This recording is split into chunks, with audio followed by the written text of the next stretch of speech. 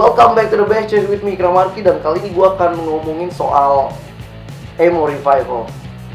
Kenapa gue memutuskan tuh ngomongin soal emo? Karena kalau misalkan lu perhatiin tahun ini gitu, nggak banyak, tapi beberapa band-band emo lawas itu kayak Celsius, The Used, itu kayak mereka comeback lagi gitu dengan mengeluarkan album baru gitu. Sebelumnya juga ada Taking Back Sunday yang memang sebelumnya ngeluarin single terbaru juga, yang memang mereka rencananya tahun ini buat bakalan ngeluarin album baru. Apakah ini kayak jadi awal emo revival gitu ya di tahun 2016 ini? Gue nggak muluk-muluk sebenarnya, tapi ya kalau kita lihat dari sejarah emo ya, emo itu kan dulu kayak mencapai kejayaan itu kan di tahun 2000 gitu. Jadi emang beriringan sama meledaknya popang gitu di media mainstream waktu itu. Dan emang nggak bisa dipungkiri gitu, kayak emo ini sendiri kenapa bisa sampai meledak juga gitu ya, itu emang kena dampak dari popang gitu. Jadi setelah itu kayak nggak lama gitu, banyak band-band emo bermunculan, kayak misalkan kayak Save the J, Jimmy Eat World, sampai Dashboard Konvensional gitu.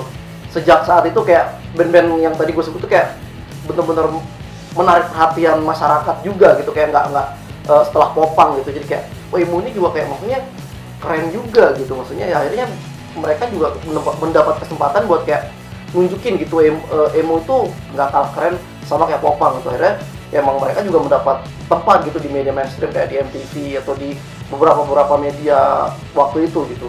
Menurut gua kenapa sih musik-musik side stream kayak popang, emo atau indie rock ini kayak bisa, maksudnya dia bisa dapat tempat gitu di media mainstream.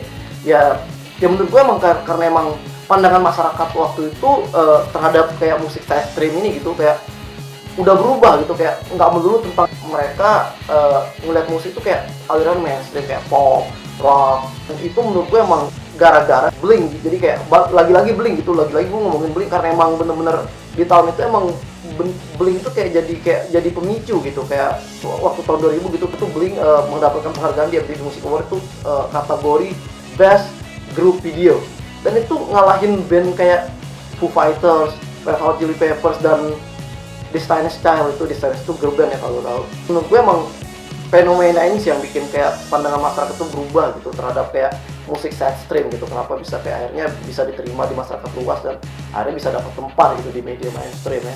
Gue ambil satu contoh band gitu yang emang menunjukkan kesuksesan genre emo ini gitu di tahun 2000-an. Gue ambil kayak Jimmy Eat World gitu.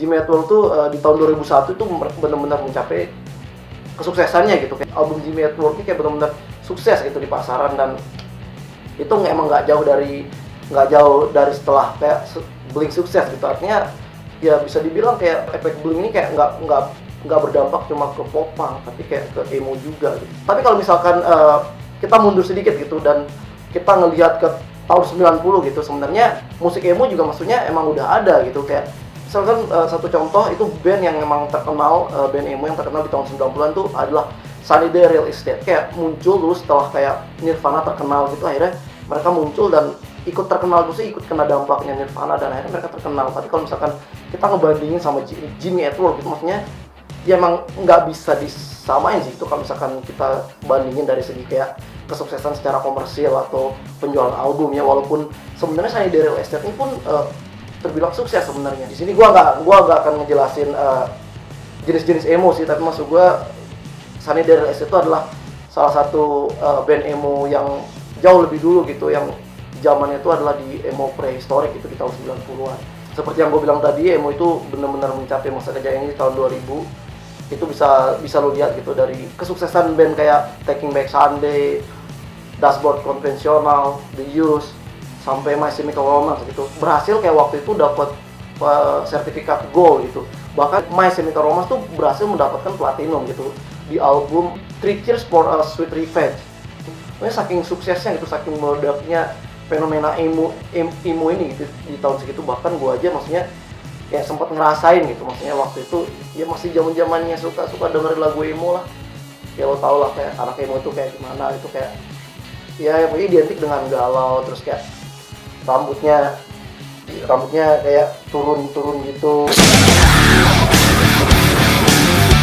Emo ini emang suksesnya emang di tahun 2000-an awal sampai tahun 2007 ya. Jadi setelah itu orang-orang juga kayak mulai nggak begitu banyak yang ngomongin, terus media juga nggak begitu ngangkat. Mungkin emang pasar juga atau orang-orang udah mulai jenuh gitu yang ngedengerin musik emo ini, atau bahkan mungkin gue juga nggak tahu, mungkin remaja-remaja di tahun 2007 itu kayak mulai menemukan jati diri atau udah mulai mengalami kestabilan emosi gitu. Jadi artinya kayak mereka udah nggak mendengarkan musik emo sebagai kayak pelarian gitu ketika lagi galau ya. Jadi ya mungkin itu salah satu faktor ya, gue nggak tahu, tapi emo ini kayak benar-benar mulai perlahan menghilang gitu.